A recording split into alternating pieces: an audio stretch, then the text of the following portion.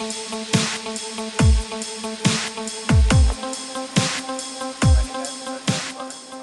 Genesis Paintball today, and I want to go ahead and get this review for the FX done because you guys have been requesting it from me, and I've just not gotten to it yet. So right now the refs are actually cleaning the field. We're on the speedball field right now, so if we get the refs. Evan was out here shirtless, but he's not anymore, so that's not as exciting. But yeah, so let's get to it. So Dangerous Power FX. This is currently on sale on about any paintball website. You know, A&S Gears, ZephyrPaintball.com. You know, but if I had to recommend a website to buy from, A&S Gear, best paintball website. So, and this is in the same price bracket as the E-Tech. Now, I'm not trying to, you know, be like, oh, the E-Tech's better, the FX is better. In my opinion, I've shot the FX and both the E-Tech, and I'd have to say the FX is the way to go. Let's look at some of the features. Alright, so with the FX, you get quite a lot of stuff. So, first of all, it comes with a stock 16-inch two-piece barrel. And by the way, I bought the gun in purple and gold. I think it looks blue on the camera, but it's purple and gold. Comes with the Dangerous Power clamping feed neck. Here's your bolt, which comes right out. So, spring bolt system. Put it back in here. It's with the poppet, it's air forward, spring back, so it doesn't use air to push the bolt forward and back, so it's air efficient. But with the spring, you know, you do get a little bit of kick, but it's not much. You know, if you hold your gun tight enough, you don't even notice it. And one of the cool things about all the Dangerous Power guns is the trigger. With the trigger, you can take it and you can turn it to what style you want. So right now it's scythe, and I can turn it to the LS style. And then if I want to, you know, I can just switch it back. And then also, you have the OLED board that comes with the Dangerous Power FX. The OLED board, it's really nice because there's a number of different profiles. There's like profile A, B, C, D, E, F, G, and you can set each one of those to what kind. And then when you turn your gun on, you can pick which profile you want. So it's not like you can only have one profile and then have to switch modes on and off again. The only con about this gun is really learning to work the LED board. It takes about 20 minutes, and once you learn it, I mean, you have it down, and it's really, really useful on the field. I'll go ahead and turn it on. Alright guys, so as I said, you know, 20 minutes to learn the LED board, and I'll go ahead and turn it on here. And you can actually switch modes with just the touch of a button. So, the red button right here, the red button is what you use to switch the modes, and the silver one up here is to turn eyes on or off. Unfortunately, after a day's play, I don't have any paint, so I'm just going to dry fire each mode for you guys to see what the modes are like. So the FX comes with 8 modes. It comes with semi-automatic, burst, react, auto, ramp, PSP3, NXL, and Millennium. So that's all the 8 modes you would ever need, really. Alright, so go first of all, and it's capped at 11 BPS on eyes off. So I'll go ahead, and this is semi-automatic. Eyes off, my bad. Okay, that's semi. Okay.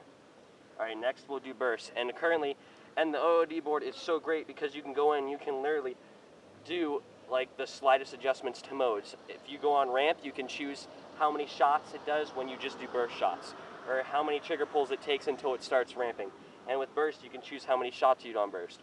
Right now, I have it as a 5-shot burst. So here we go. Ready? 5-shot burst. Okay, that's burst. Now react. Now react is, once you pull the trigger, it shoots, and then when I let you go, it shoots again. So it's... Okay, that's react. Alright, now we're on full auto. So you just hold down the trigger.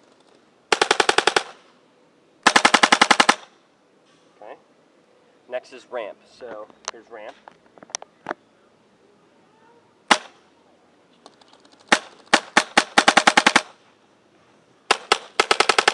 That's ramp. Next is PSP3. Okay, that's PSP3. Okay, next is NXL, and NXL is you work it up to where ramping would be, and then if you hold down the trigger, it goes full auto. So,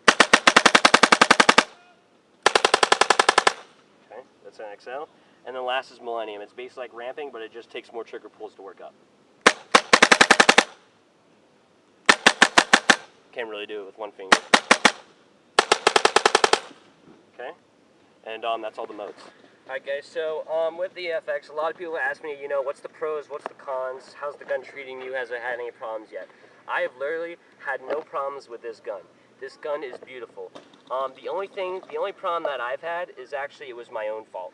If you look here in the regulator, when you go to chrono it, there's the big open hole in shape for an Allen wrench that's used to unscrew the regulator, and then inside there's another black hole that's actually used to adjust the velocity.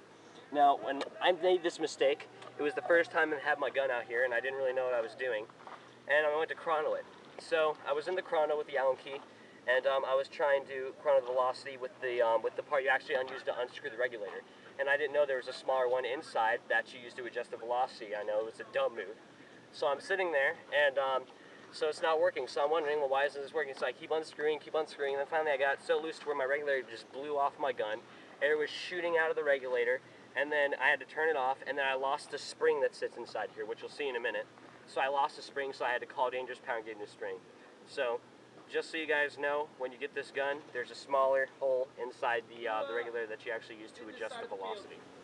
Alright guys, now we're going to go ahead and we're going to take the FX apart. This is your poppet, and it pretty much contains the RAM, so we'll unscrew this. This is the back cap right here.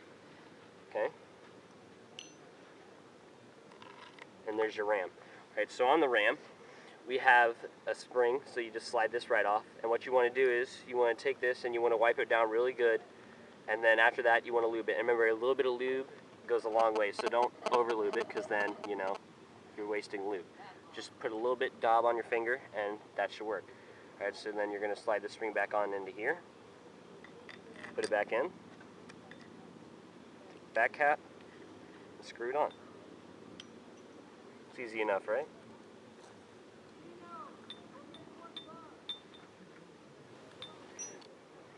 Alright, so this is basically what went wrong when I was chronoing it. I basically did this, but except while the gun was on and charged with air. So basically this came off, the air came through the regulator and shot this thing out, and I lost this spring right here. So remember, when you're adjusting velocity, always use that smaller hole in here. So when you go ahead and take this off, what you want to do is you want to wipe everything down and then take a little bit of lube. Like I said, remember, just a little bit of lube goes a long way. And you want to go ahead and get it on the O-ring here and all over this spring. Okay? I'm going to put this back in. And then you're going to take this, and whatever you have left, if you want, you can pull this thing out too.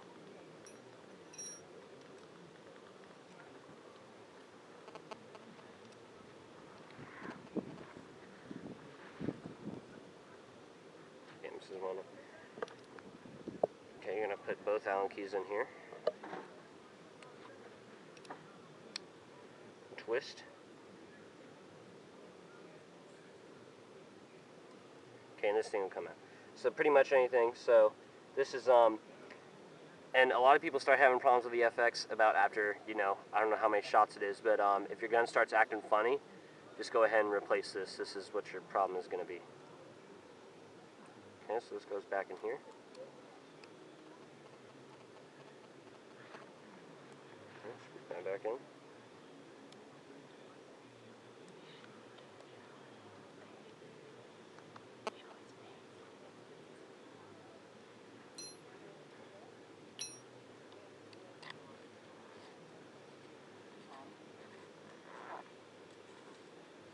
Alright, and that's your regulator. So we'll go ahead and put this back in here.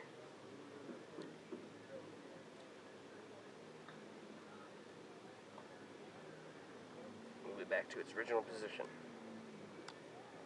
Okay, so alright guys, so final thoughts on the FX. It shoots great. I've had this thing now for, I don't know, 7-8 months. And, you know, I really like it. It's been a great gun. It comes in at just $500. It's totally worth it, honestly. If you're trying to decide between the E-Tech and the Dangerous Power, I'd have to say go with the Dangerous Power. That's just my opinion. But, you know, I put at least like 8 to 9 cases through this thing, and I've never had, I rarely get barrel breaks. You know, I never chops any paint. With my Pinocchio hopper on here, it just shoots straight ropes. So, you know, I really like it, and if I had to recommend a gun to you, this would be it. So thanks for watching, and that's the review.